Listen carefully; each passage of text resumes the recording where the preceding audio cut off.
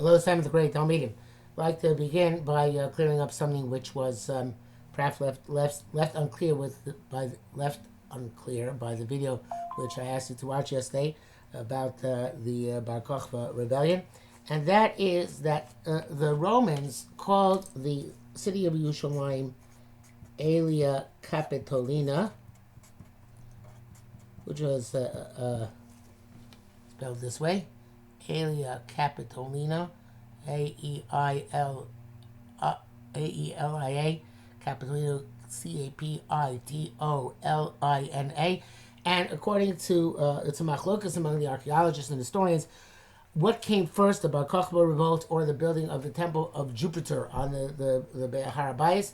But generally, it seems that they began building a temple to Jupiter on top of the ruins of the Harabayas, and that if you remember going to the Makkos, it says that Al Har Tzion Sheshamim Sholim Yilchu Bo, that there was a time period after the Churban where it was desolate, it was a ruin, but foxes went there. Actually, it's a pasuk, but it's brought down according to the Makkos that Rabbi Kiva and his friends were walking there and saw how the nevuah was fulfilled. And in any event, so there was a period which is desolate, and then the Emperor Hadrian commanded that there be on the Temple Mount a temple for Jupiter built, and that was what ultimately sparked the revolt, and that was among that type of oppression was not symbolized by the temple being built, but obviously it was much more than that. But that was the straw, so to speak, that broke the camel's back. Now,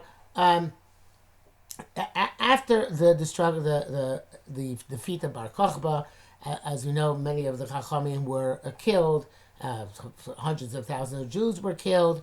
But this was, as I mentioned previously, in the more southerly, I guess around Yerushalayim, really basically putting it, part of Eretz Yisrael. The Beitar, which is where the last stand took place, is a few miles from Yerushalayim in a southwest direction. So all this took place in that area, and in the Galil was relatively untouched. Now Hadrian himself made very difficult decrees immediately after I'm not sure if it was Hadrian as governor or whatever, and there was Hadrianic persecution, which went on for a while after the Bar Kokhba rebellion, and in fact there's a Gemara which says that there were stages. At first they said any Jew who has land you can kill. Then they said only if he refuses to sell it to you. And then they said, no, you can't kill a Jew. If you kill him, we'll kill you. So things gradually, and that was a period called the Sikri Cone, which means bandits. So there was sanctioned Sikri Cone. So there was sanctioned banditry going on by allowed by the Hadrianic government, and then gradually subsided, especially after Hadrian died. By the way, Hadrian in Hebrew, sometimes you'll hear the names. As you remember, it's Adrianus Caesar. I'm not making you spell that. But after he passed away, things went back to a better situation. The name of the next ruler, at least the ruler in Judea, in Yehuda, in was now called Palestine, was Antoninus. Not yet the famous Antoninus, who we'll get to at the time of Rabbi Yehuda Nasi, but evidently some sort of predecessor of his. It's not clear if Antoninus was the name or Antoninus was the title of the person who was in charge. But at that time, the students of Rabbi Akiva, who had been killed, were the ones who now took up the mantle of Torah Sheba'al Peh. The primary among them were Rabbi Meir and Rabbi Yehuda, and Rabbi Shimon was also known as Rabbi Shimon Bar Yochai. So these were the three great ones. There's also Rabbi Nassan, who also authored a very famous Sefer of Brises called Avos Rabbi Nassan, which is the basis for Birkei Avos. Those basically were the four major ones which brought the Torah back. Now, Rabbi Meir had another Rebbe who we'd like to discuss today, besides Rabbi Akiva. Rabbi Meir had a Rebbe whose name was Acher, Elisha ben Avuya. Actually, his name is Elisha ben Avuya, and he was called Acher. Elisha ben Avuya was a brilliant scholar. He was a brilliant Talmid Chacham. He's quoted in Pirkei Avos, who then went off the derech. And he had, as Chazal say, Sifri minim noshim micheko. Books of heretics would fall out of his jacket. He went off the derech, and he became known there for the Chachamim as Acher, the other one. And sometimes Rabbi Meir appears in the Gemara as Acherim Omrim. And there's two possible reasons for that.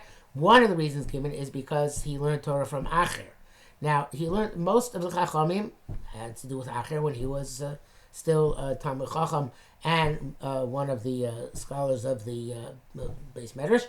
But Rabbi Meir learned from Acher even after Acher went sour. So that's why Chachamim says, that's why, according to Rabbi Meir, is called sometimes Acherim as a result. I hope you're taking a lot of this down, and therefore I'm going to make sure to write down his name.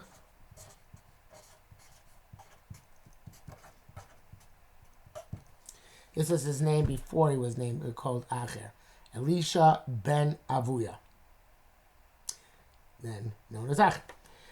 Now, there are many reasons given why Acher went off the derech, but the most well-known one is the Gemara in Chagiga, where it says 4 people went up to Shamayim. Arba nichnasu lepardes. And this means the pardes, it literally means an orchard. They went up into Shamayim in a meditative or prophetic trance, and Rabbi Akiva, let's start the other way around.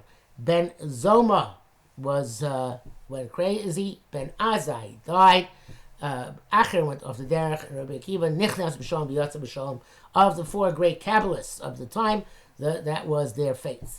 So what Acher happened? What happened to Acher?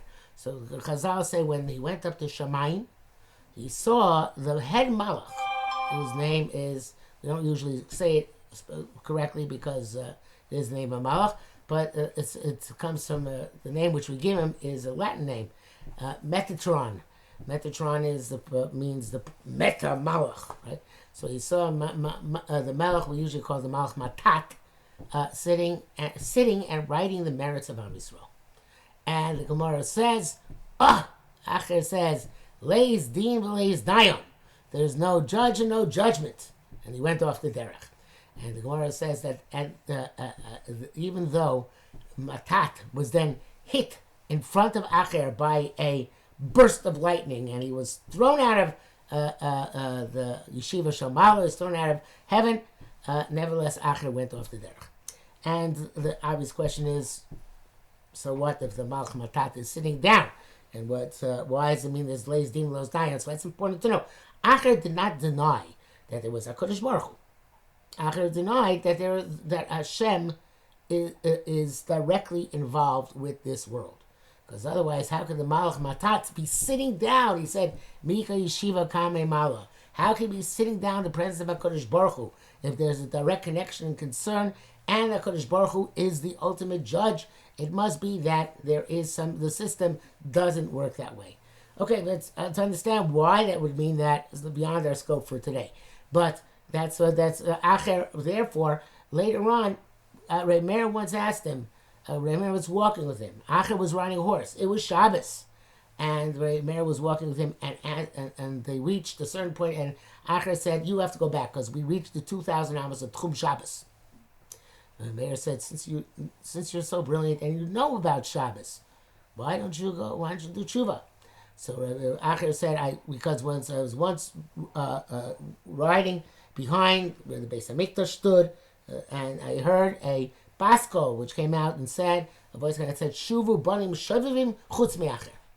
Everybody should do tshuva except for Acher. So he said, I'm finished. For me, there's no future. So therefore, there's no point in doing tshuva. So there's a whole discussion of how the Gemara of how Rabbi Meir fixed after Acher's death, how he started fixing the neshama of Acher, and how he got him to go into Gehenna at that point, which was a tremendous chus, I think I've told you in the past that going to Gehenna, perhaps not, going to Gehenna is considered to be a tremendous chusi. It's not so easy to get there.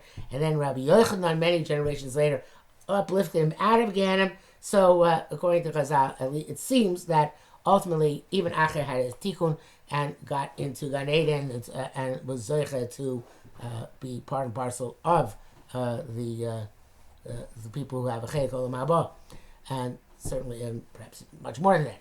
But in any event, so Acher is for us always a symbol of somebody who is Yodeas Ribono Mechaven Limrabo. He knows HaKadosh Baruch Hu. It's not that he doesn't know, doesn't know Hashem, but he rebels against him because of his incorrect perception of the relationship between HaKadosh Baruch Hu and the world.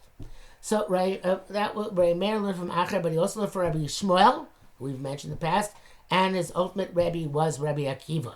Now, all in the Mishnayos, as you may know, as I'm sure you do know, Stam Mishnah Rabbi Meir.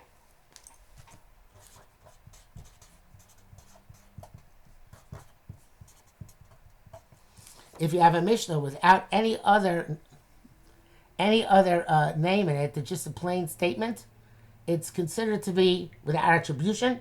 We assume it's Rabbi Meir, and V'kulu b'shem Rabbi Akiva.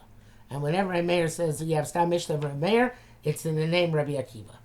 Now, this is, of course, means that Rabbi Meir, in his greatness, was the basis of Torah, bringing down was the main Talmud of Rabbi Akiva on bringing forth his Torah, and was compiling what became eventually the Mishnayos. Rabbi Meir had a famous wife, Beruriah, and Beruriah is not just a school in Elizabeth, New Jersey. It is also a person. And the person, Beruriah, was Meir's wife. She was the daughter of one of the other Tanaim, Rabbi Chanina ben Trajan, and she was a brilliant woman. And her statements are mentioned in Chazal as a classic example of great heights in learning that even a woman can reach if she puts her mind to it, which at the time was a big chiddush. Because women, of course, were not part of yeshiva, not part of formal education. So Meir's wife was called Beruriah. Let's spell that so you know what Beruriah is. I'm going to spell this one in English.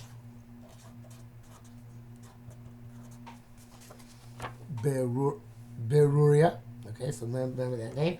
And there's a famous machlekes between Rabbi Meir and his wife Beruriah in Maseches Brachos, which some of you learned, which was that Rabbi Meir said there were a bunch of miscreants, fancy name for bums, in the neighborhood of Rabbi Meir.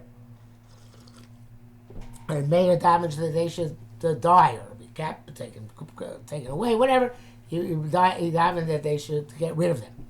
And Beruriah came to him and said, no. It says, Yitamu chatoim lo chotim. This is actually in today's Shishayom and Barchi Nafshi.